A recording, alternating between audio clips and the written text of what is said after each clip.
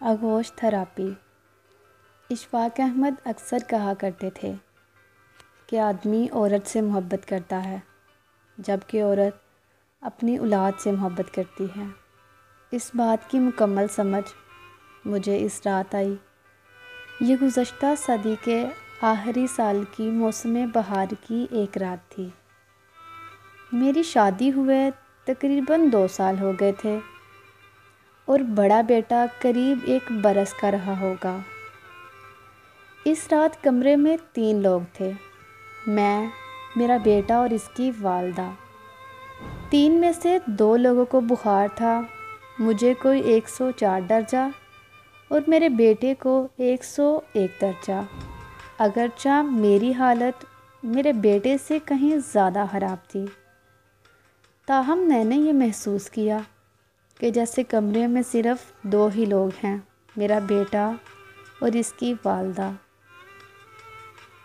بری طرح نظر انداز کیے جانے کے احساس نے میرے خیالات کو زیر زبر تو بہت کیا، لیکن ادراک کے گھوڑے دوڑانے پر عقد یہی کھلا کہ عورت نام ہے اس ہستی کا کہ جب اس کو ممتا دید کر دی جاتی ہے تو اس کو پھر اپنی اولاد کے سوا کچھ دکھائی نہیں دیتا، حتیٰ کہ اپنا شوہر بھی، اور خاص طور پر جب اس کی اولاد کسی مشکل میں ہو۔ اس نتیجے کے ساتھ ہی ایک نتیجہ اور بھی نکالا میں نے، اور وہ یہ کہ اگر میرے بیٹے کے درد کا درام اس کی والدہ کی آغوش ہے تو یقیناً میرا علاج میری ماں کی آغوش ہوگی۔ اس خیال کا آنا تھا کہ میں بستر سے اٹھا اور ماں جی کے کمرے کی طرف چل پڑا۔ رات کے 2 بجے تھے، پر جو ہی میں نے ان کے کمرے کا دروازہ کھولا وہ فوراً اٹھ کر بیٹھ گئیں، گویا میرا ہی انتظار کر رہی ہوں۔ پھر کیا تھا، بالکل 1 سال کے بچے کی طرح گود میں لے لیا اور توجہ اور محبت کی اتنی ہیوی ڈوز سے میری آغوش تھراپی کی کہ میں صبح تک بالکل بلا چنگا ہو گیا۔ پھر تو جیسے میں نے اصول ہی بنا لیا، جب کبھی کسی چھوٹے بڑے مسئلے یا بیماری کا شکار ہوتا، کسی حکیم یا ڈاکٹر کے پاس جانے کی بجائے سیدھا مرکز ممتا شفا خانہ برائے توجہ اور علاج میں پہنچ جاتا۔ وہاں پہنچ کر مجھے کچھ کہنے کی ضرورت نہ پڑتی، بس میری شکل دیکھ کر ہی مسئلے کی سنگینی کا اندازہ لگا لیا جاتا۔ میڈیکل ایمرجنسی ڈکلیئر کر دی جاتی، مجھے میڈیکل سپرنٹنڈنٹ ماں جی کے ہی بستر پر لٹا دیا جاتا اور ان کا ہی کمبل اوڑھ دیا جاتا۔ کسی کو یخنی کا حکم ہوتا تو کسی کو دودھ لانے کا۔ خاندانی معالج کی ہنگامی طلبی ہوتی۔ الغرض توجہ اور محبت کی ایسی ہیوی ڈوز سے آغوش تھراپی ہوتی اور میں بیماری کی نوعیت کے حساب سے کبھی چند گھنٹوں اور کبھی چند پلوں میں ربع صحت ہو کر ڈسچارج کر دیا جاتا۔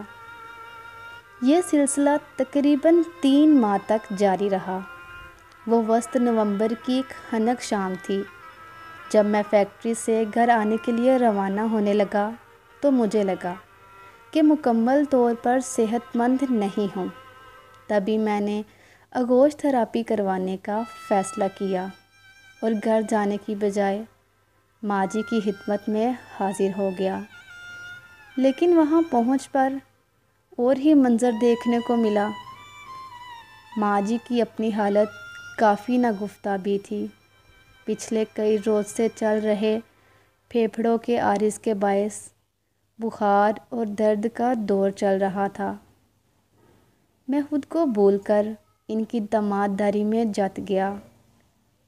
مختلف ادویات دیں، خوراک کے معروف ٹوٹکے آزمائے، مٹھی چاپی کی، مختصر یہ کہ کوئی 2 گھنٹوں کی آؤ بھگت کے بعد ان کی طبیعت سنبھلی اور وہ سو گئی۔ میں اٹھ کر گھر چلا آیا۔ ابھی گھر پہنچے آدھا ہی گھنٹہ بمشکل گزرا ہوگا کہ فون کی گھنٹی بجی۔